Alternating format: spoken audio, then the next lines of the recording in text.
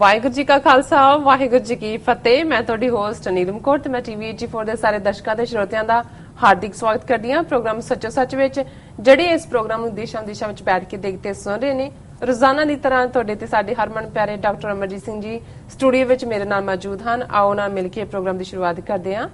ਜੀ ਡਾਕਟਰ ਸਾਹਿਬ, ਵਾਹਿਗੁਰੂ ਜੀ ਕਾ ਖਾਲਸਾ ਵਾਹਿਗੁਰੂ ਜੀ ਕੀ ਫਤਿਹ। ਜੀ ਡਾਕਟਰ ਸਾਹਿਬ, ਤੁਹਾਡਾ ਬਹੁਤ ਬਹੁਤ ਸਵਾਗਤ ਹੈ ਪ੍ਰੋਗਰਾਮ ਸੱਚੋ ਸੱਚ ਵਿੱਚ। ਸ਼ੁਕਰੀਆ ਜੀ ਡਾਕਟਰ ਸਾਹਿਬ। ਅੱਜ ਡੇਟ ਹੈਗੀ ਹੈ 29 ਜੁਲਾਈ 2016, 14 ਸਾਵਨ ਨਾਨਕ ਸ਼ਾਹੀ ਸੰਮਤ 548 ਦਾ ਦਿਨ ਹੈ ਤੇ ਡਾਕਟਰ ਸਾਹਿਬ ਪ੍ਰੋਗਰਾਮ ਦੀ ਸ਼ੁਰੂਆਤ ਕਰਾਂਗੇ ਅੱਜ ਦੀਆਂ ਅਹਿਮ ਘਟਨਾਵਾਂ ਨਾਲ। ਦੇਖੋ, ਅੱਜ ਸ਼ੁੱਕਰਵਾਰ ਦਾ ਦਿਨ ਹੈ ਜੀ ਤੇ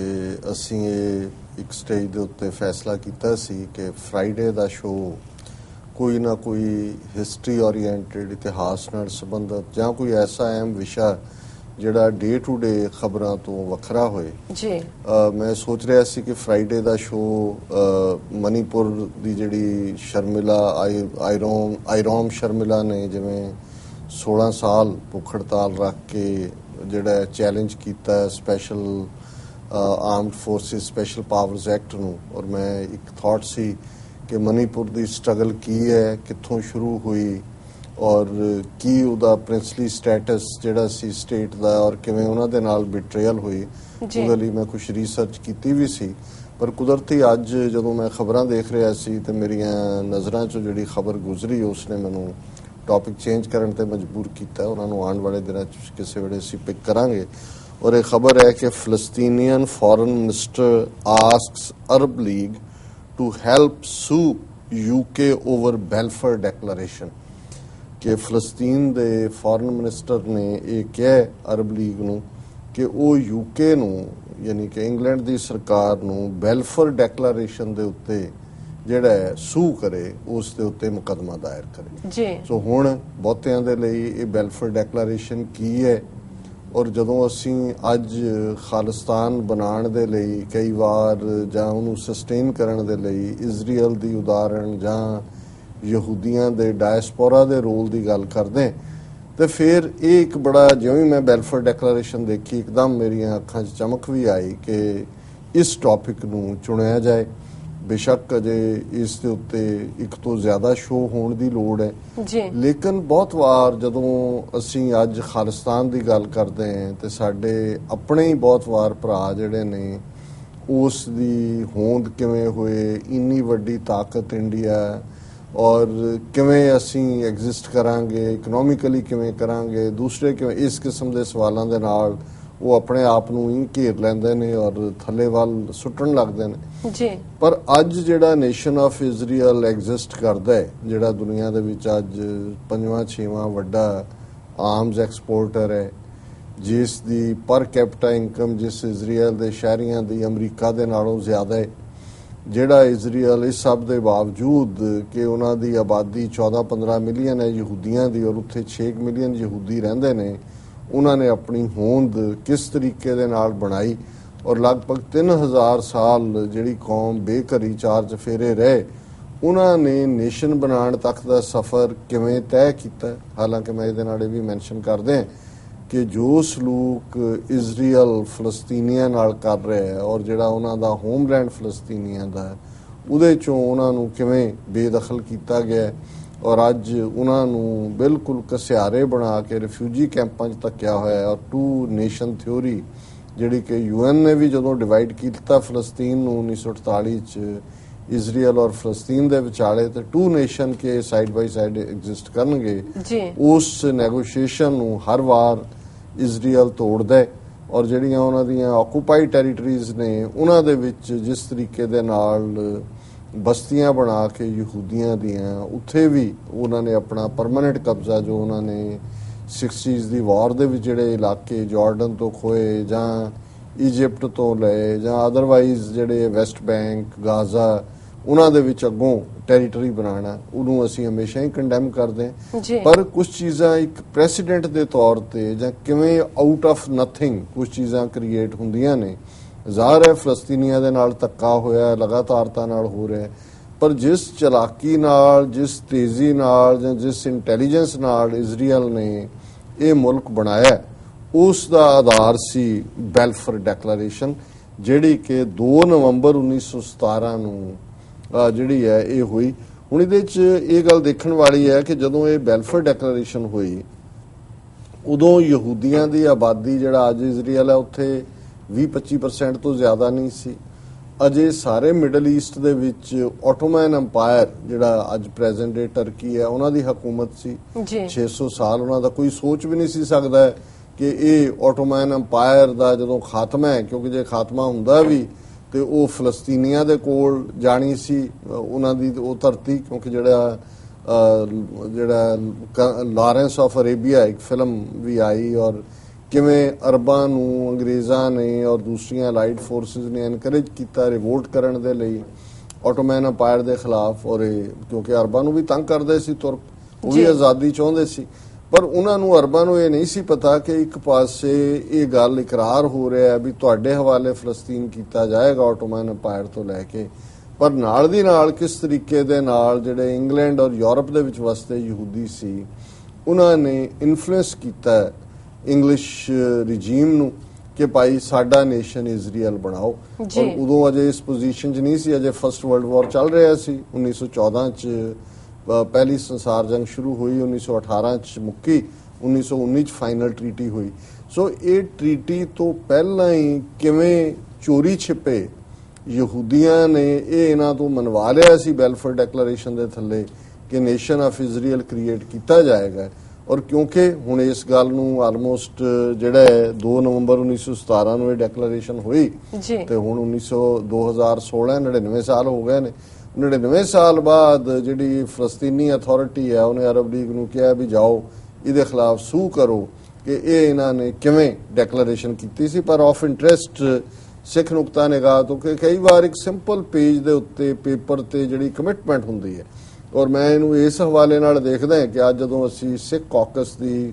ਗੱਲ ਕਰਦੇ ਹਾਂ, US ਕਾਂਗਰੈਸ਼ਨ ਸਿੱਖ ਕਾਕਸ ਦੀ 50 ਦੇ ਕਰੀਬ ਕਾਂਗਰਸਮੈਨ ਨੇ, ਬੇਸ਼ੱਕ ਅਜੇ ਤੱਕ ਉਹਨਾਂ ਦਾ ਮੇਨ ਫੋਕਸ ਡੋਮੈਸਟਿਕ ਇਸ਼ੂਜ਼ ਤੇ ਹੁੰਦਾ ਹੈ, ਪਰ ਜਿਵੇਂ ਉਹਨਾਂ ਨੇ ਮੋਦੀ ਦੇ ਉੱਤੇ ਇਹਦੀ ਵਿਜ਼ਿਟ ਦੇ ਦੌਰਾਨ ਬਰੀਫਿੰਗ ਕਰਾਈ ਇੰਡੀਆ ਦੇ ਵਿੱਚ ਕੀ ਚੱਲ ਰਿਹਾ ਹਿਊਮਨ ਰਾਈਟਸ ਦੇ ਮੁੱਦੇ ਤੇ, ਟੌਮ ਲੈਂਟੋਸ ਕਮਿਸ਼ਨ ਦੀ ਇੱਕ ਜੁਆਇੰਟ ਲੈਟਰ ਲਿਖਿਆ। ਸੋ ਕੱਲ ਨੂੰ ਇਸ ਕਿਸਮ ਦੀ ਡੈਕਲੇਰੇਸ਼ਨ ਦੇ ਲਾਈਨ ਤੇ 4 ਲਾਈਨਾਂ US ਕਾਂਗਰੈਸ਼ਨਲ ਕਾਕਸ ਜਿਹੜੀ ਹੈ ਉਹ ਲਿਖ ਦੇ ਕਿ ਭਾਈ ਸਿੱਖ ਕੌਮ 30 ਮਿਲੀਅਨ ਸਿੱਖ ਨੇਸ਼ਨ ਇਹ ਜਿਹੜਾ ਸਦੀਆਂ ਤੋਂ ਇਹ ਪਰਸੀਕਿਊਟਡ ਨੇ, 18ਵੀਂ ਸਦੀ 'ਚ 20ਵੀਂ 'ਚ ਇਹਨਾਂ ਦਾ ਇੱਕ ਆਪਣਾ ਮੁਲਕ ਸੀ ਔਰ ਹੁਣ ਜਿਹੜਾ ਭਾਰਤ ਦੇ ਵਿੱਚ ਵੀ ਇਹਨਾਂ ਦੇ ਉੱਤੇ ਜ਼ੁਲਮ ਹੋਏ ਰਹੇ ਔਰ ਇਹਨਾਂ ਦਾ ਹੱਕ ਬਣਦਾ ਆਪਣਾ ਨੇਸ਼ਨ ਲੈਣ ਦਾ। ਇਹ ਇਦਾਂ ਦੀ ਸਟੇਟਮੈਂਟ ਹੀ ਹੈ। ਬੈਲਫੋਰ ਡੈਕਲੇਰੇਸ਼ਨ 'ਚ ਕੋਈ ਅੰਗਰੇਜ਼ਾਂ ਦੇ ਕੋਲ ਟੈਰੀਟਰੀ ਨਹੀਂ ਸੀ ਜਿਹੜੀ ਉਹਨਾਂ ਨੇ ਇਜ਼ਰਾਈਲ ਨੂੰ ਦੇਣੀ ਸੀ, ਯਹੂਦੀ ਵੀ ਉੱਥੇ ਮਾਈਨੋਰਿਟੀ ਸੀ। ਪਰ ਇਹ ਜਿਹੜੀ ਬੈਲਫੋਰ ਡੈਕਲੇਰੇਸ਼ਨ ਹੈ ਉਹ ਫਿਊਚਰ 'ਚ ਜਦੋਂ 1948 'ਚ ਇਜ਼ਰਾਈਲ ਹੋਂਦ 'ਚ ਆਇਆ ਉਹਦਾ ਆਧਾਰ ਇਸ ਬੈਲਫੋਰ ਡੈਕਲੇਰੇਸ਼ਨ ਨੂੰ ਬਣਾਇਆ ਗਿਆ। ਔਰ ਇਹ Balfour declaration Arthur James Balfour ਜਿਹੜੇ ਕਿ ਉਸ ਵੇਲੇ ਯੂਨਾਈਟਿਡ ਕਿੰਗਡਮ ਦਾ ਫੋਰਨ ਸੈਕਟਰੀ ਸੀ, ਉਸ ਨੇ ਮਿਸਟਰ ਵਾਲਟਰ ਰੌਥਚਾਈਲਡ ਜਿਹੜਾ ਸੈਕੰਡ ਬੈਰਨ ਰੌਥਚਾਈਲਡ ਸੀ, leader of the British Jewish community, ਉਹਨਾਂ ਨੂੰ ਇਹ ਲੈਟਰ ਲਿਖਿਆ ਇਸ ਦੇ ਵਿੱਚ ਔਰ ਉਹਨੂੰ ਇਹ ਕਿਹਾ ਕਿ ਵੀ ਇਹ ਜਿਹੜੀ ਜ਼ਾਇਨਿਸਟ ਫੈਡਰੇਸ਼ਨ ਆਫ ਗ੍ਰੇਟ ਬ੍ਰਿਟੇਨ ਔਰ ਆਇਰਲੈਂਡ ਹੈ ਉਹਦੇ ਤੱਕ ਇਹ ਪਹੁੰਚਾ ਦਿੱਤਾ ਜਾਏ। ਸੋ ਇਹ ਜਸਟ ਇੱਕ ਜਿਹੜਾ ਫੋਰਨ ਸੈਕਟਰੀ ਲੈਵਲ ਦਾ ਬੰਦਾ, ਇਹਦੇ ਚ ਕੋਈ ਇੰਗਲੈਂਡ ਦੀ ਗਵਰਨਮੈਂਟ ਨੇ ਕੋਈ ਰੈਜ਼ੋਲੂਸ਼ਨ ਨਹੀਂ ਸੀ ਕੀਤਾ ਹੋਇਆ। Foreign secretary Arthur James Balfour to Walter Rothschild second baron Rothschild leader of the British Jewish community, ਇਹ ਉਹਨੂੰ ਉਹਨਾਂ ਨੇ ਲਿਖੀ। ਮਤਲਬ ਲਿਖਣ ਵਾਲਾ ਇੱਕ ਫੋਰਨ ਸੈਕਟਰੀ ਹੈ, ਜਿਹੜੀ ਬ੍ਰਿਟਿਸ਼ ਕਮਿਊਨਿਟੀ ਹੈ ਜਿਊਜ਼ ਦੀ, ਉਹਨਾਂ ਦਾ ਜਿਹੜਾ ਲੀਡਰ ਹੈ ਉਹਨੂੰ ਉਹਨਾਂ ਨੇ ਲਿਖਿਆ ਤੇ ਉਹਨਾਂ ਨੂੰ ਇਹ ਕਿਹਾ ਕਿ ਜਿਹੜੀ ਤੁਹਾਡੀ ਜ਼ਾਊਸ ਫੈਡਰੇਸ਼ਨ ਹੈ ਗ੍ਰੇਟ ਬ੍ਰਿਟਨ ਤੇ ਆਇਰਲੈਂਡ ਦੀ, ਉਹਨਾਂ ਤੱਕ ਪਹੁੰਚਾ ਦਿਓ ਜੀ। ਔਰ ਇਹ ਡੈਕਲੇਰੇਸ਼ਨ ਦੇ ਸ਼ਬਦ ਸੀ, his majesty government view with favour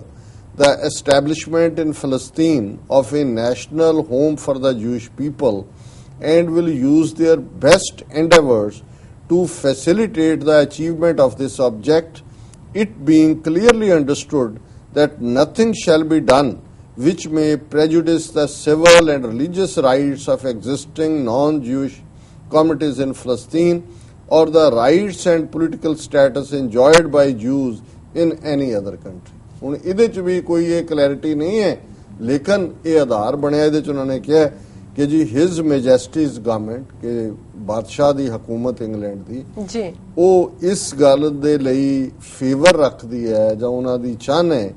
ਕਿ ਵੀ ਵਿਦ ਦ ਐਸਟੈਬਲਿਸ਼ਮੈਂਟ ਇਨ ਫਲਸਤੀਨ of a national home for the Jewish people,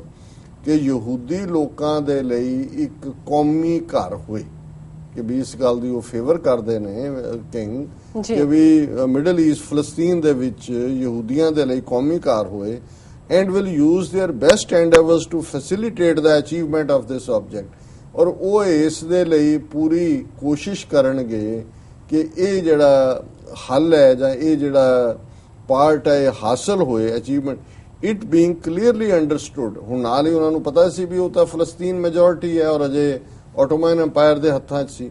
ਪਰ ਨਾਲ ਹੀ ਉਹਨਾਂ ਨੇ ਕਿਹਾ ਵੀ ਪਰ ਇਸ ਗੱਲ ਨੂੰ ਵੀ ਯਕੀਨੀ ਬਣਾਇਆ ਜਾਏਗਾ,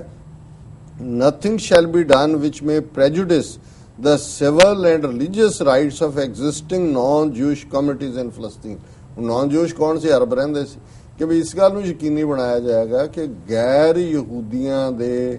ਸਿਵਲ ਔਰ ਧਾਰਮਿਕ ਹੱਕਾਂ ਦੇ ਉੱਤੇ ਕੋਈ ਛਾਪਾ ਨਾ ਹੋਏ। ਮਤਲਬ ਇਹ ਹੈ ਕਿ ਉਹਦੇ ਚੋਂ ਤਾਂ ਇਹਨਾਂ ਨੂੰ ਛੋਟਾ ਚੰਕ, ਪਰ ਉਹਨਾਂ ਦਾ ਜਿਹੜਾ ਸਿਵਲ ਔਰ ਰਿਲੀਜੀਅਸ ਡੋਮੀਨੈਂਸ ਉਹ ਕਾਇਮ ਰਹੇਗੀ,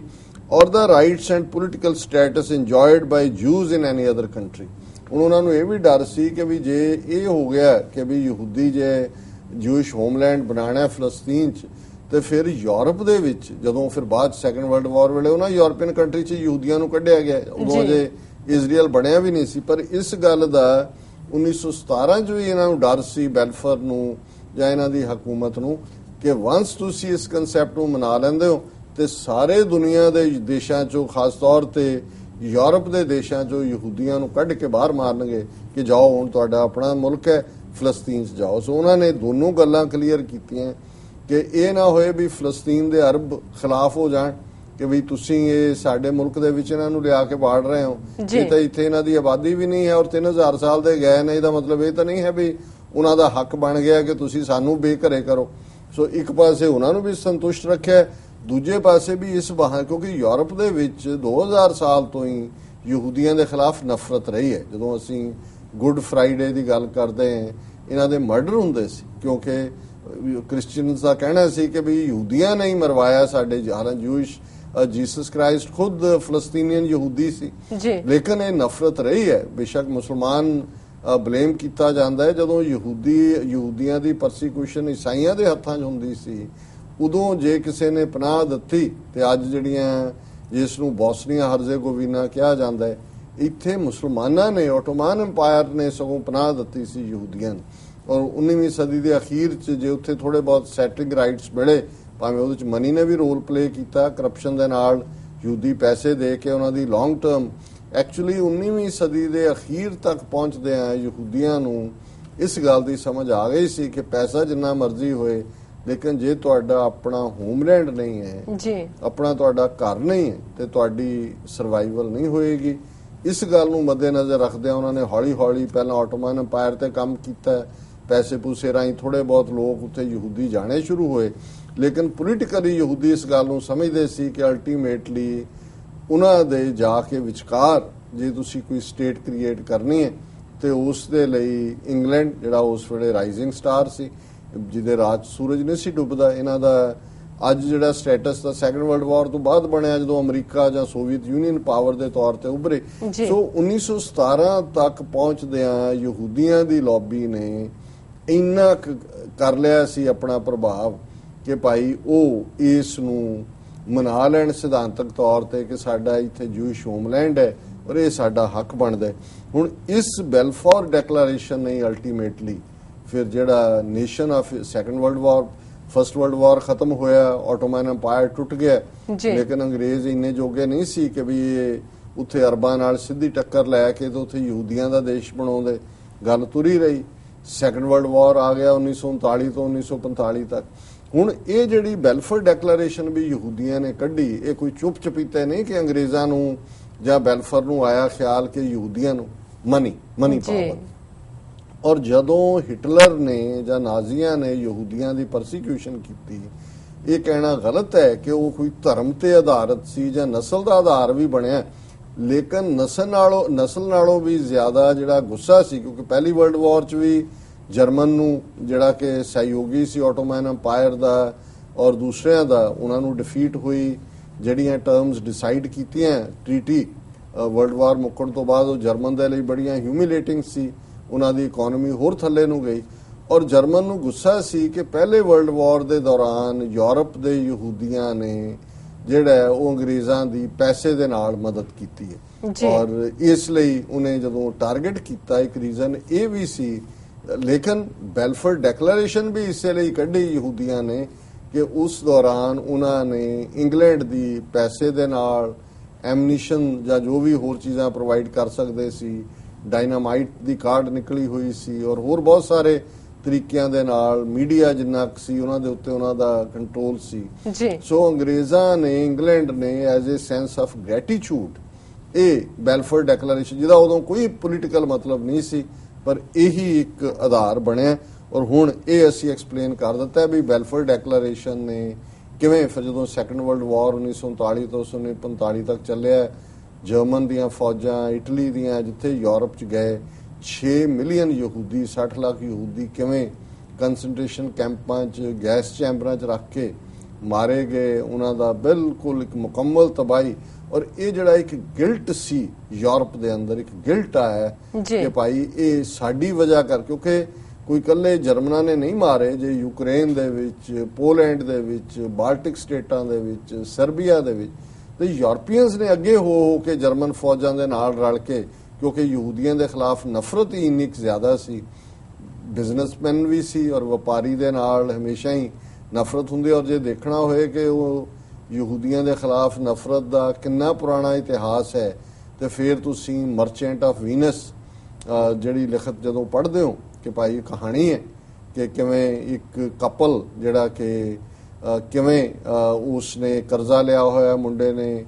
ਉਸ ਯਹੂਦੀ ਸ਼ਾਹ ਤੋਂ ਬਾਣੀਏ ਤੋਂ ਔਰ ਉਹਦੇ ਚ ਉਹਨੇ ਲਿਖਾਇਆ ਹੋਇਆ ਵੀ ਜੇ ਇੰਨੀ ਦੇਰ ਚ ਤੂੰ ਪੈਸੇ ਨਹੀਂ ਮੋੜੇਗਾ ਤੇ ਫਿਰ 1 ਪਾਉਂਡ ਜਿਹੜਾ ਹੈ ਪਾਉਂਡ